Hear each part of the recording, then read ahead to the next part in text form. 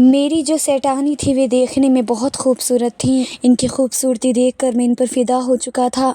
जब भी वे लाल रंग की साड़ी पहनती तो उसकी जो खूबसूरती थी वो और ज़्यादा निखर कर आती थी। जब भी मैं इन्हें देखता तो मैं इसी वक्त पागल होने लगता।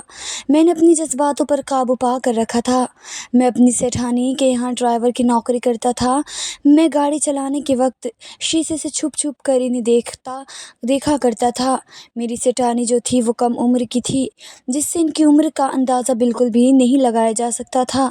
मेरे जो सेठ जी थे वह अक्सर कामकाज की वजह से विदेश में रहते थे। सेठानी घर पर अकेली रहा करती थी। अक्सर मुझे सेठानी के कमरे से आवाज़ें भी आया करती थी, लेकिन सेठानी रात को बियर पीकर सोती थी। अक्सर कहती बियर पीने से इनकी खूबसूरती है वो और ज़्यादा बढ़ जाती है। लेकिन एक रात मुझे सेठानी के कमरे से कुछ आवाज़ें आने लगी। मैं इन आवाज़ों को सुनकर जैसे ही सेठानी के कमरे में गया तो देखा कि सेठानी बिस्तर पर तड़प रही थी।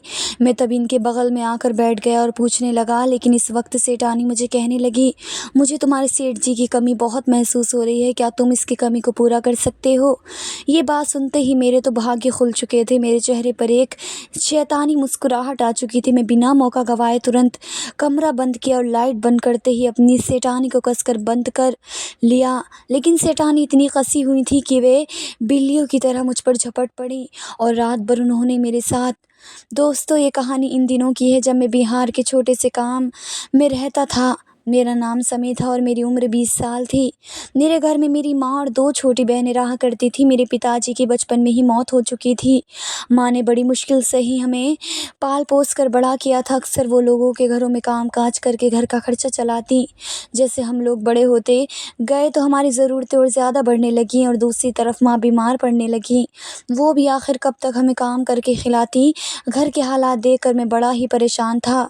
मैं इतना पढ़ा लिखा भी नहीं था कि कोई मुझे नौकरी पर रखता। 18 साल की उम्र के बाद ही मैं लोगों की दुकानों पर बर्तन धोने का काम शुरू कर दिया। लेकिन इससे जो आमदनी होती वो बहुत ही ज़्यादा कम थी। मैं किसी भी हालत में अपने घर के हालातों को बेहतर करना चाहता था और अपनी माँ और बहनों को अच्छी ज़िंदगी देना चाहता था। लेकिन दिन भर काम करने से मुझे इतने पैसे बिल्कुल भी नहीं मिलते थे। धीरे धीरे माँ की तबीयत इतनी ज़्यादा ख़राब होने लगी कि डॉक्टरों ने इन्हें सिर्फ आराम करने के लिए कह दिया। अब माँ लोगों के घरों में बिल्कुल भी काम नहीं कर सकती थी। इन्हें सख्त आराम की ज़रूरत थी। इस वक्त मानो जैसे मेरे सर पर आसमान टूट पड़ा हो। एक ऐसी ही परेशानियाँ कम नहीं थी कि दूसरी तरफ माँ भी बीमार पड़ चुकी थी। माँ की दवाइयों में भी काफ़ी पैसा खर्च होने लगा था। अब घर की सारी जिम्मेदारी मुझ पर अकेले पर आ चुकी थी। मैंने अपनी दुकान के मालिक से भी कई बार पैसे उधार मांगे, लेकिन उन्होंने मेरी मदद करने से भी साफ साफ इनकार कर दिया था। एक दिन मैंने गुस्से में जाकर वहाँ पर काम करना भी छोड़ दिया था। अब मैं कई दिनों तक इधर उधर काम भी ढूंढ रहा था, लेकिन मुझे कहीं भी जगह कोई काम बिल्कुल भी नहीं मिल पा रहा था। तभी मेरा दोस्त जो कि राजस्थान में काम करने के लिए गया था, वे वापस अपने माँ बाप से मिलने के लिए आया था। इसने फ़िलहाल मैं भी एक नई गाड़ी खरीदी थी और वह गाड़ी वापस लेकर आया था। इसकी गाड़ी देखकर मैं बेहद ही खुश था। मैं इसे बधाई भी दी।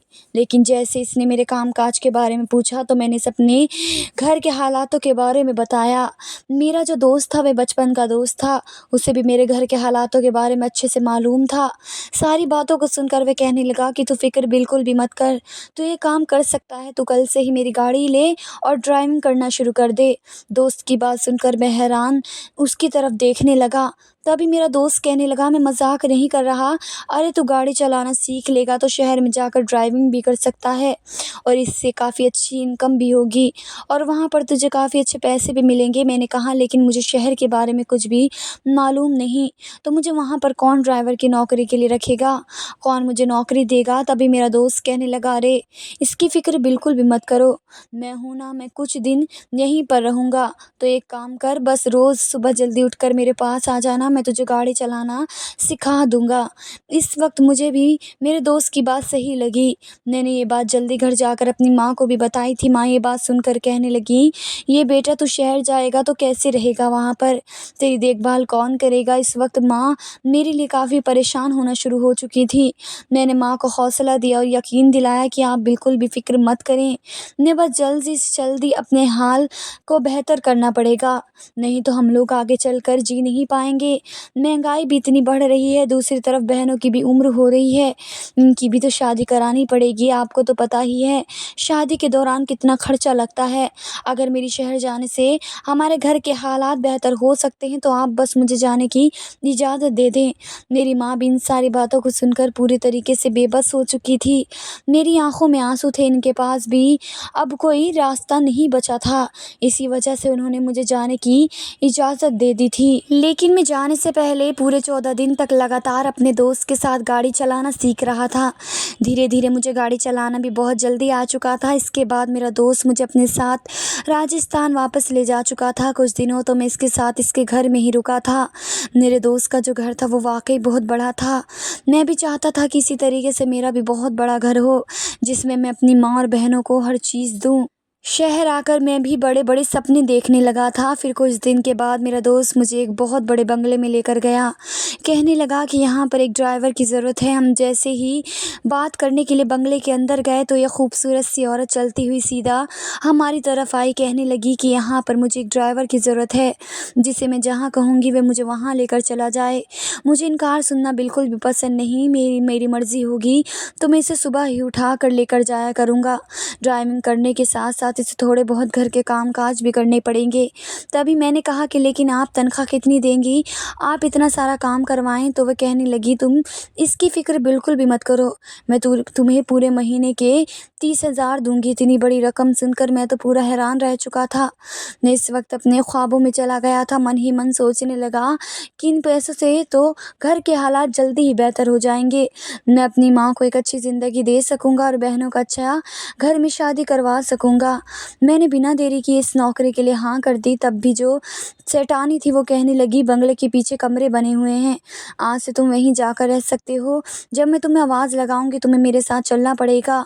इसके बाद मैंने अपने दोस्त से अलविदा होकर कमरे में चला गया। जो कमरा था वह मेरे घर के कमरे से भी काफ़ी बड़ा था, देखने में भी बेहद अच्छा था। कमरे में आते ही मैं अपनी सेठानी के बारे में सोच रहा था। मेरी सेठानी जो थी वे मेरी ही उम्र की लग रही थी। मैं तभी मन ही मन सोचने लगा क्या वे इतने बड़े घर की मालकिन है। तभी मैं ये सब सोच ही रहा था कि एक नौकर मेरे पास आया और कहने लगा कि सेठानी को अपने रिश्तेदार के घर जाना है, इसलिए तुम गाड़ी जल्दी से निकालो। इस नौकर ने मुझे गाड़ी की चाबी दे दी। जैसे ही गाड़ी निकाल कर बाहर खड़ा हुआ तो सेठानी सुंदर सी एक जालीदार साड़ी पहनकर चलती हुई आई और जल्दी गाड़ी में आकर बैठ चुकी थी। इसने बेहद एक अच्छा वाला परफ्यूम लगाया था, जो गाड़ी में बैठते ही इसको जो खुशबू थी मुझे अंदर ही अंदर ताज़ा कर रही थी। मैं ना चाहते हुए भी कहीं ना कहीं सेठानी की तरफ खींचा जा रहा था। मैं गाड़ी चलाते हुए शीशे के बहाने सेठानी को देख रहा था। इनकी खूबसूरती, इनके लहराते हुए बाल इनके चेहरे पर आ रहे थे, जो बेहद ही अच्छे लग रहे थे। उनकी मंजिल आ चुकी थी। सेठानी उतरी और एक बंगले की तरफ अंदर चली गई। काफ़ी घंटे तक मैं बाहर इंतज़ार कर रहा था। मैं बस सेठानी के बारे में ही सोच रहा था। तभी अचानक सेठानी बाहर आई और मैं दोबारा घर वापस लेकर आ चुका था।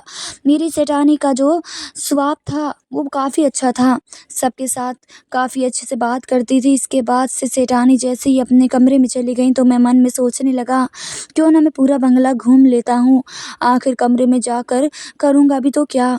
तभी मैं चलते चलते सेठानी के कमरे तक पहुँच गया। जैसे ही अंदर देखा तो सेठानी अभी वॉशरूम से नहा कर निकली थी। इनके गीले बाल इनके चेहरे पर कहर बरसा रहे थे। मैं बस बाहर खड़ा होकर चुपचाप देख रहा था। लेकिन तभी अचानक सेठानी की नज़र मुझ पर पड़ी। कहने लगी कि समी तुम यहाँ क्या कर रहे हो। तभी हड़बड़ाए हुए मैं कहने लगा कि सेठानी मैं बस बंगले में घूम रहा था, बस अब आपके कमरे में ही जाने वाला हूँ। तभी सेठानी कहने लगी अगर तुम्हें कोई भी चीज़ की ज़रूरत होगी तो तुम मुझे आकर पहले बता देना। सभी बातों के दौरान सेठानी जी मुझसे मेरे घर बार के बारे में पूछने लगी। लेकिन जैसे ही उनको पता चला कि मैं बिहार से आया हूँ तो वे ये सुनकर कहने लगी कि मैं भी बिहार से हूँ, मुझे गाँव बहुत याद आता है। तभी मैं जैसे सेठानी से इनके घर के बारे में पूछने लगा तभी वो कहने लगी तुम इन सब बातों को छोड़ो और अपने कमरे में जाओ। अचानक ही सेठानी का ये रवैया देखकर मैं चौंक गया था। अभी तो वो फ़िलहाल बहुत अच्छे से मुझसे बात कर रही थी, लेकिन खैर मुझे क्या इन सब से लेना देना, इन बड़े लोगों की बातों को ही मानना पड़ेगा। इसके बाद मैं चुपचाप अपने कमरे में चला गया। रात को मैंने खाना भी अपने कमरे में खाया और इसके बाद मुझे बिस्तर पर बिल्कुल भी नींद नहीं आ रही थी। बार बार सेठानी का चेहरा मेरी आंखों के सामने नज़र आ रहा था। रात के सोने के वक्त भी मुझे काफ़ी दिक्कत महसूस हो रही थी, मुझे बिल्कुल भी नींद नहीं आ रही थी, जिसकी वजह से मैं सुबह देर से उठा था। अब मैं हर रोज़ सेठानी को जहाँ वो कहती वहाँ लेकर जाया करता था, लेकिन इसी बहाने मैं इन्हें अक्सर शीशे से देख लिया करता था। एक दिन तो हम दोनों ही बारिश में अच्छे से भीग चुके थे। हमारी जो गाड़ी थी वो पार्किंग में लगी हुई थी, पार्किंग बहुत दूर थी और वहाँ पर हर तरफ मिट्टी पड़ी हुई थी। बारिश पड़ने के कारण वो मिट्टी गीली हो चुकी थी, दलदल सा बन चुका था।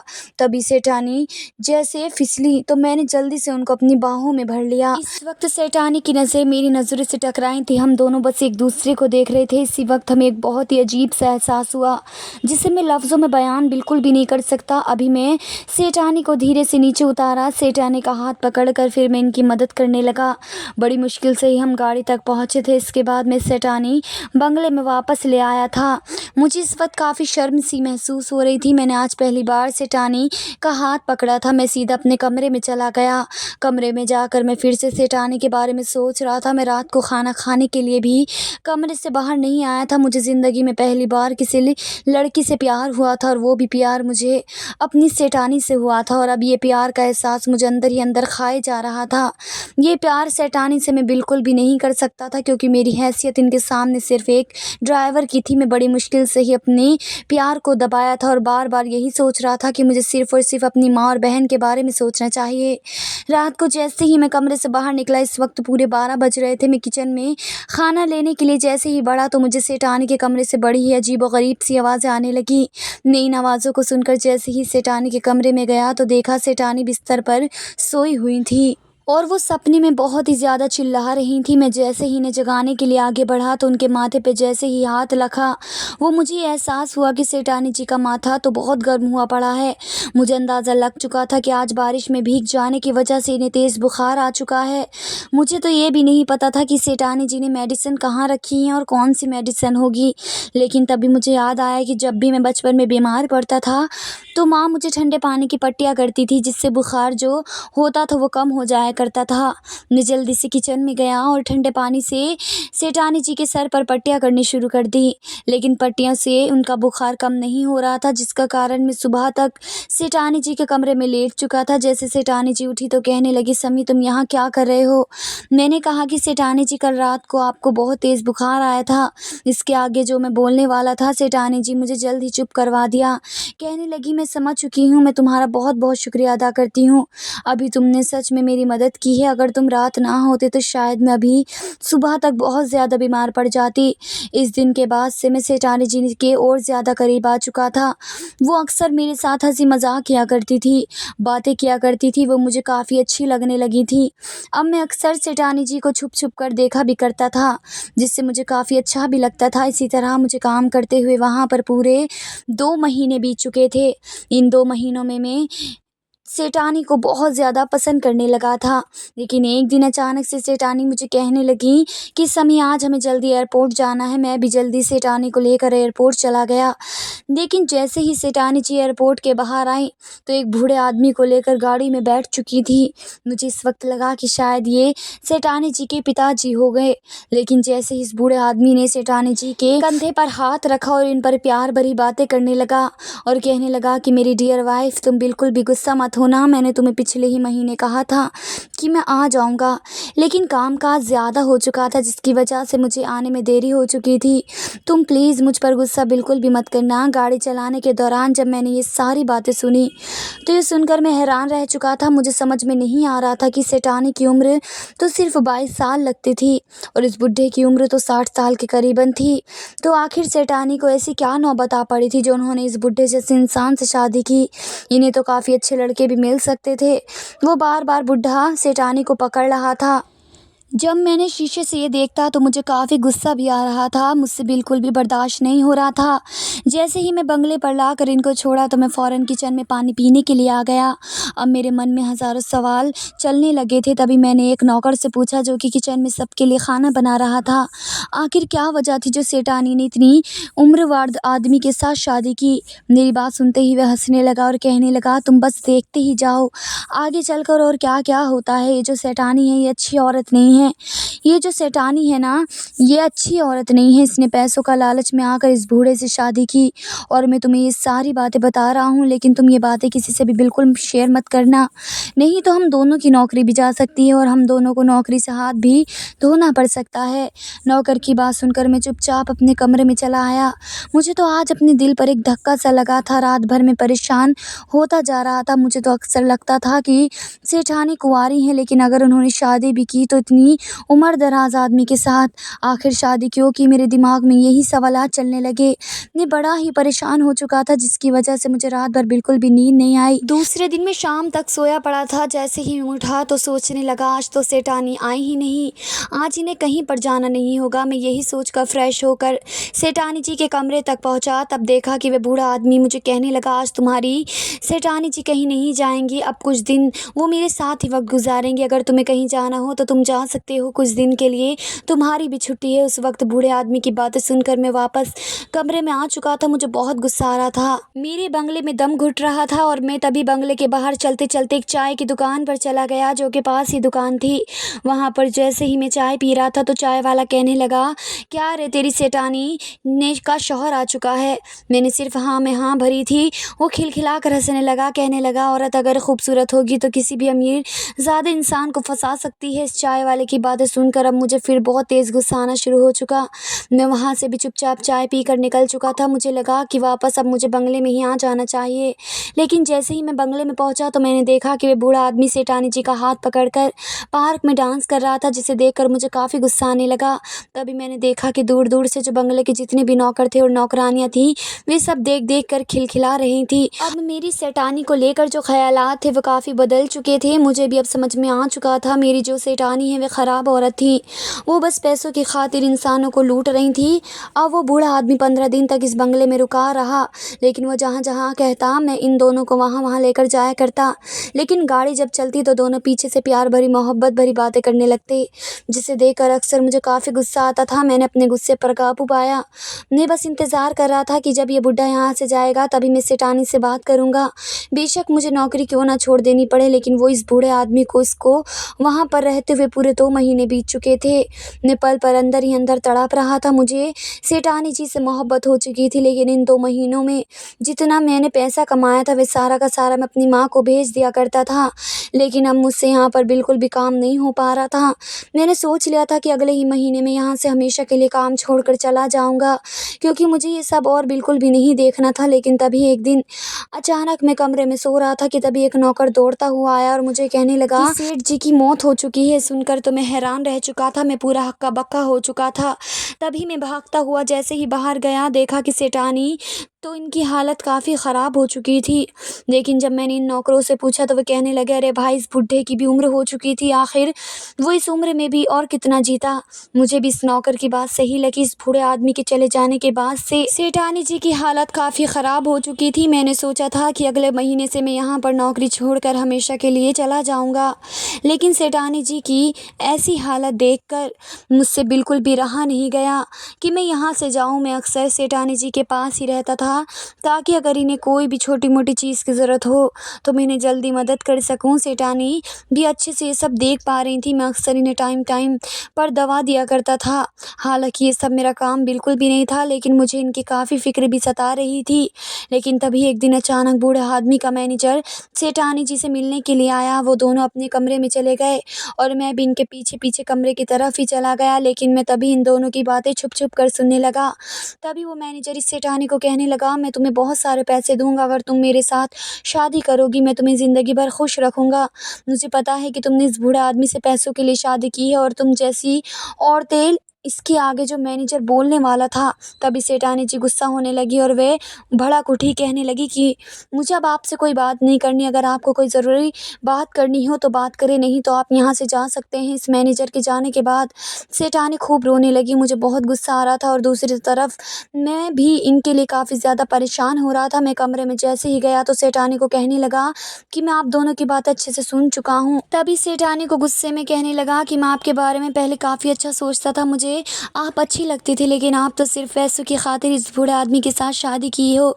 आप तो पैसों के लिए किसी भी इंसान के साथ शादी कर सकती हो, आपको किसी से भी मोहब्बत नहीं है, तभी तो आपने इस मैनेजर को भी रिजेक्ट किया है। आप तो इससे भी ज़्यादा पैसे वाले इंसान को ढूंढ रही हो। मेरा गुस्सा इस वक्त बढ़ चुका था। मैं गुस्से में इन्हें काफ़ी कुछ बोलता जा रहा था, तभी वह मुझे कहने लगी कि समी, तुम अपनी हद में रहो। अगर तुम्हें कुछ बात मालूम नहीं हो तो बिल्कुल भी बोला मत करो। मुझे पता है कि इस घर के लोग और बाहर की दुनिया सब लोग ही मेरे बारे में यही सब सोचते हैं, और तुम भी ऐसा ही सोचते होंगे, क्योंकि किसी को भी मेरी कहानी के बारे में बिल्कुल भी मालूम नहीं।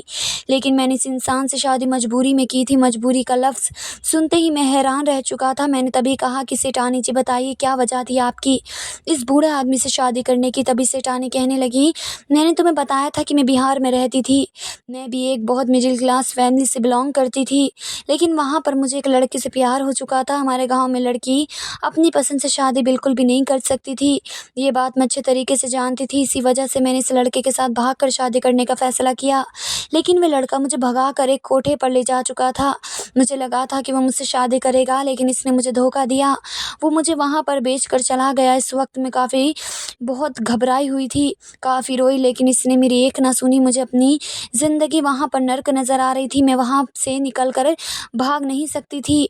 2 दिन तक इन लोगों ने मुझे खाना तक नहीं दिया था, क्योंकि वो लोग चाहते थे मैं यहाँ पर आए कस्टमर को लुभाऊं, जो कि मैं बिल्कुल भी नहीं कर रही थी। इसी तरीके से 1 हफ्ते के बाद मेरी इस बूढ़े आदमी से मुलाकात हुई।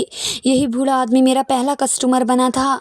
जब इसने मुझे देखा तो इस वक्त मैं काफ़ी ज़्यादा रो रही थी। इसे इस वक्त मुझ पर तरस आ चुका था। मैंने अपने हालातों के बारे में बताया था कि मैं कैसे यहाँ पर आई थी और किस तरीके से मुझे ये ज़िंदगी काटनी पड़ रही है। तभी इसने मुझे वादा किया कि मुझे इस नर्क भरी ज़िंदगी से हमेशा हमेशा के लिए आज़ाद कर देगा, लेकिन इसके बाद मुझे आदमी से शादी करनी पड़ेगी। अब मेरे पास कोई रास्ता भी नहीं था। यहाँ पर आए दिन भर किसी कस्टमर के साथ रहने से तो अच्छा था कि मैं यहीं कम से कम एक बूढ़े आदमी के साथ रहूं। तभी मैंने इस आदमी को शादी के लिए हाँ कर दी। इस बूढ़े आदमी ने भी इस कोठे की मालकिन को बहुत सारे पैसे देकर मुझे वहाँ से हमेशा हमेशा के लिए आज़ाद कर दिया। हालांकि इस जगह से निकलना बहुत बड़ी बात होती है। वो बेशक ही बूढ़ा था, लेकिन इसने मेरी हर ख्वाहिश और ज़रूरतों को पूरा किया। कभी भी इस आदमी ने मुझे कोई चीज़ की कमी नहीं होने दी, हमेशा मुझे खुश रखा। मुझे पता था कि मेरी कुछ ऐसी ख्वाहिशें हैं जो कि कभी वो आदमी पूरा नहीं कर सकता, लेकिन वह ईमानदार था। इसने मुझे वो खुशी दी थी और इसने मुझे वो नर्क भरी ज़िंदगी से आज़ाद किया था। इसलिए मेरा शौहर नहीं, मेरा आधा खुदा था जिसने मुझे वहाँ से निकाला था। लेकिन इसके चले जाने के बाद अब मैं अकेली पड़ चुकी हूँ। आए दिन लोग मुझे बुरी निगाहों से देखते हैं और मैं किसी को अपनी कहानी बिल्कुल भी सुनाना नहीं सकती। इसके सब यही सोचते हैं कि मैंने लालच में आकर इस इंसान से शादी की है। सेठानी की बात सुनकर मुझे काफ़ी दुख हो रहा था कि मैंने इन्हें इतना गलत समझा।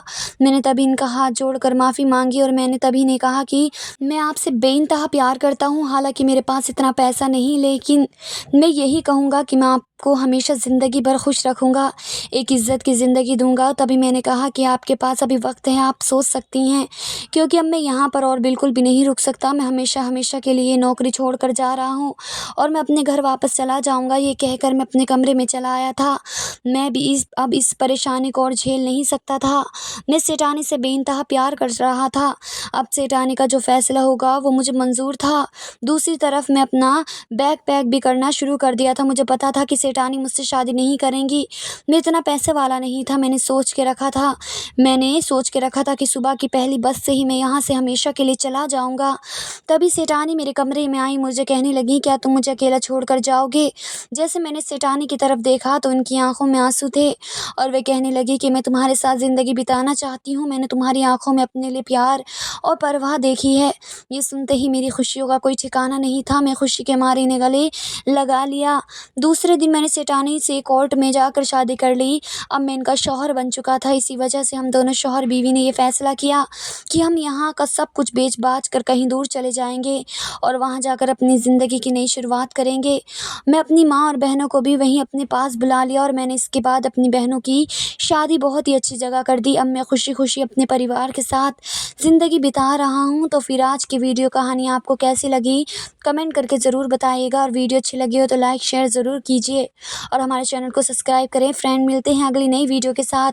तब तक के लिए बाय बाय, टेक केयर, अल्लाह हाफिज़।